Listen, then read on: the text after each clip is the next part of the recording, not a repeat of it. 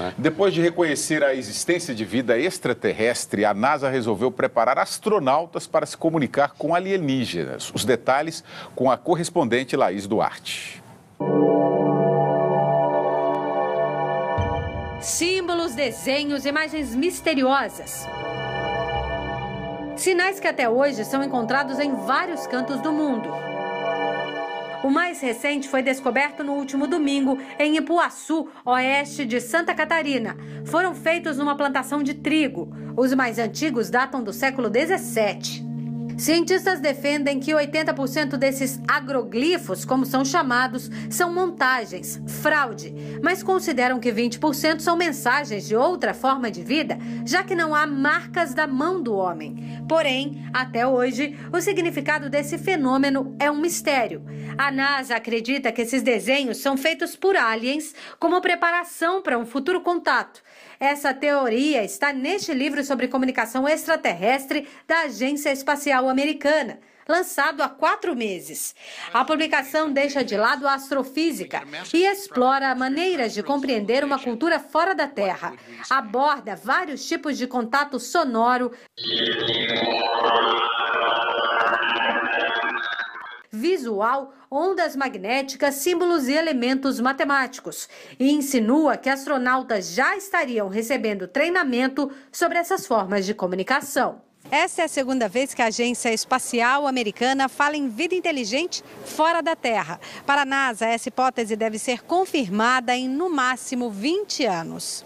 Neste encontro em Massachusetts, os cientistas reconheceram a existência de 100 milhões de planetas na Via Láctea, com condições de abrigar vida. Imagine a surpresa que teremos quando a raça humana se der conta de que não está sozinha no universo. We may no longer be alone in the universe. Disse Matt Montag, diretor do Instituto de Ciências Espaciais de Baltimore e responsável pelo lançamento de um satélite que vai rastrear extraterrestres. O contato pode estar mais próximo do que se imagina. Há 3 semanas, a imagem de um objeto não identificado na órbita da Terra foi registrada pela câmera acoplada à ISS, a Estação Espacial Internacional, que faz transmissão ao vivo no site da NASA. Diante dos questionamentos, a agência americana desligou a câmera por algumas horas.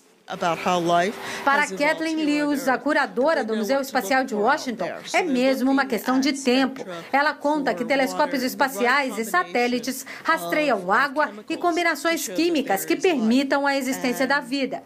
Procuram encontrar planetas parecidos com o nosso. E afirma: eu gostaria que encontrassem vida. Em 20 anos, estou convencida disso.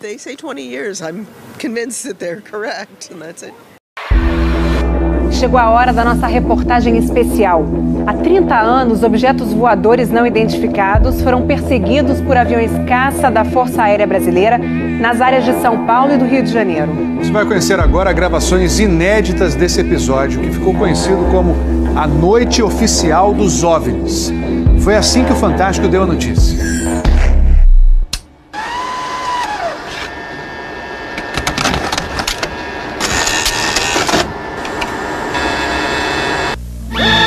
Esta semana, altas autoridades militares do Brasil admitiram publicamente pela primeira vez ter visto objetos voadores não identificados, os OVNIs. O próprio ministro da Aeronáutica, Brigadeiro Moreira Lima, deu entrevista para informar que pilotos das bases de Santa Cruz, no Rio de Janeiro, e de Anápolis, em Goiás, chegaram até a perseguir e a ser perseguidos pelos objetos voadores não identificados na região de São José dos Campos, sobre o Vale do Paraíba, e trechos do estado do Rio de Janeiro. Eram 21 OVNIs, segundo os militares, que ficaram mais de 3 horas sobrevoando o território brasileiro na noite de segunda e madrugada de terça-feira. Toda vez que é detectado algum objeto não identificado, evidentemente há um processo bastante eficiente de verificar se foi alguma aeronave que está voando sem um plano de voo aprovado, etc.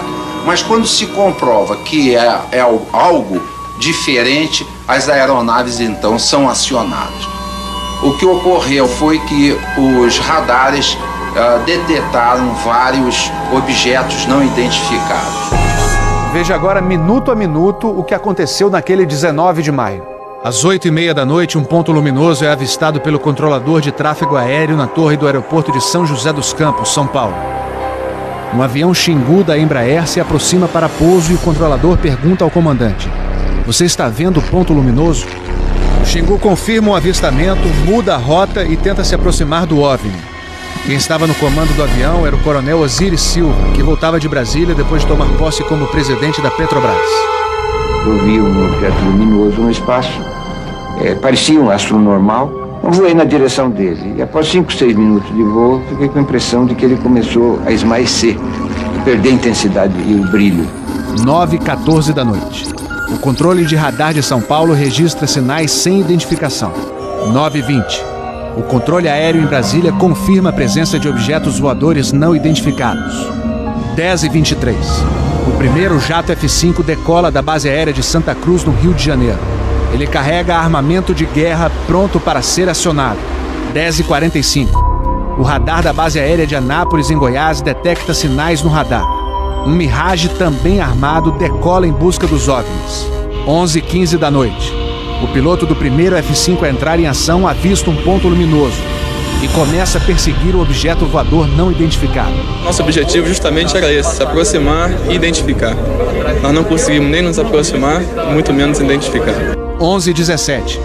Mais um Mirage decola da base de Anápolis para perseguir os objetos. 11h20. O caça F-5 recebe pela primeira vez um sinal no radar de bordo confirmando a presença do objeto não identificado à sua frente. 11h36.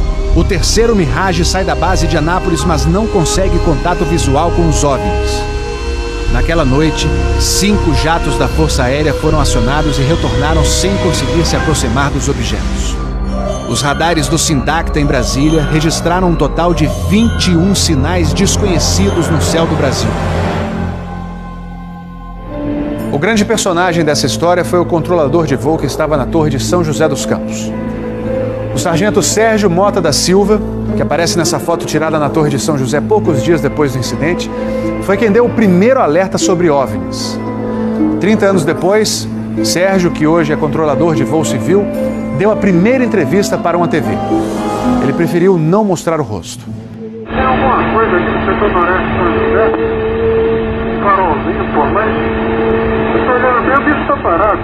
Nem sobe, nem desce, nem vai para a esquerda, nem para a direita. Está paradinho lá. Estou olhando, não é estrela não. É um farol. A olho nu parecia um avião. Quando coloquei no binóculo para observar, é que eu vi que ele era extremamente cintilante e multicolorido. Tinha vermelho, azul, branco, lilás, um monte de cores, com uma certa predominância do laranja, mas ele era muito bonito. O controlador pediu ao avião Xingu para tentar avistar o objeto. Eu expliquei a ele onde estava o objeto, pedi a ele que se ele tivesse avistamento ele me informasse. Você permanece com ele à vista?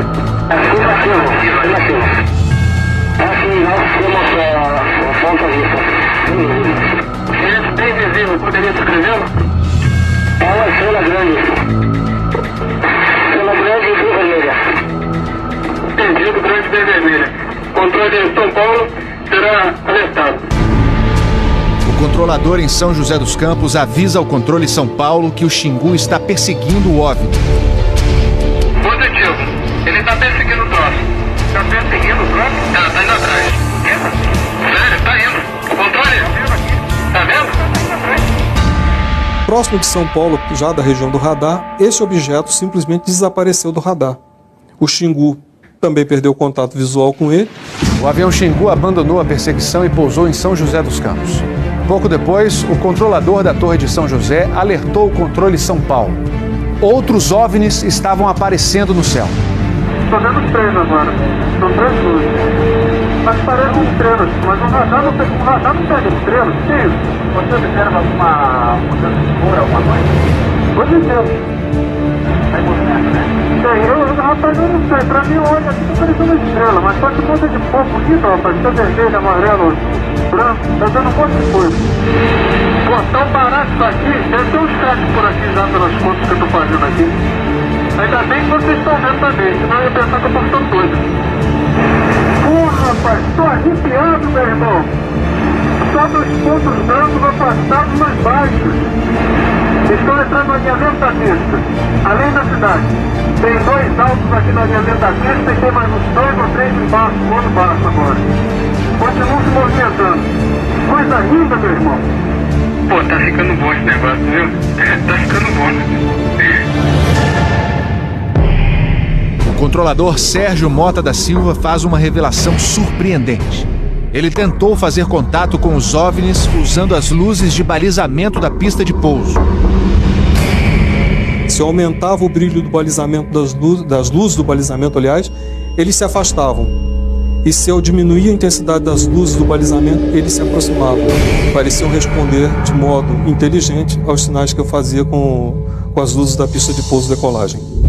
O controlador Sérgio fala com o controle aéreo em Brasília. Fala, Brasília. Brasília? Boa noite, bem-vindo ao Festival dos Discos Voadores. Tá uma loucura isso aqui, cara. Pô, os que eu pude ver mudavam de cor o tempo todo. Vermelho, amarelo, azul, lilás, aquele festival de cores. As ocorrências terminaram já perto do nascer do dia, lá pelas 4 e pouco, 5 horas da manhã. Os últimos objetos foram vistos. Como é que vai botar aí? Pô, rapaz, isso aqui foi um festival. E agora, como é que tá? Agora não cheguei a ver mais não. Você não informa nada, não? Positivo. Mas você não viu nada, não sabe nada. Positivo. O Fantástico também teve acesso às gravações das conversas entre os pilotos e a defesa aérea. Um desses pilotos era o capitão Armindo de Souza Viriato. Veja agora como foi que ele perseguiu um OVNI com armamento pronto para ser usado. Eu tenho contato. Convite? Foi contato. Prossiga nesse contato, caçador. 7. Caçador passando a rojão. 7. Caçador passando a rojão. No código dos pilotos, isso quer dizer que o caçador, o avião caça, entrou na situação rojão. O míssil está pronto para disparar. Prossiga nesse contato. Tem Judite agora. 7. Judite significa que o alvo está no radar. Ou seja, o piloto pode atirar se for autorizado pela defesa aérea. Mas neste momento, o alvo se afasta em alta velocidade. Está aumentando. Aumentando a distância, confirme. Afirmativo. A distância está aumentando de novo aqui. 7. Aumentando rápido, né? Comportamento muito estranho, ok?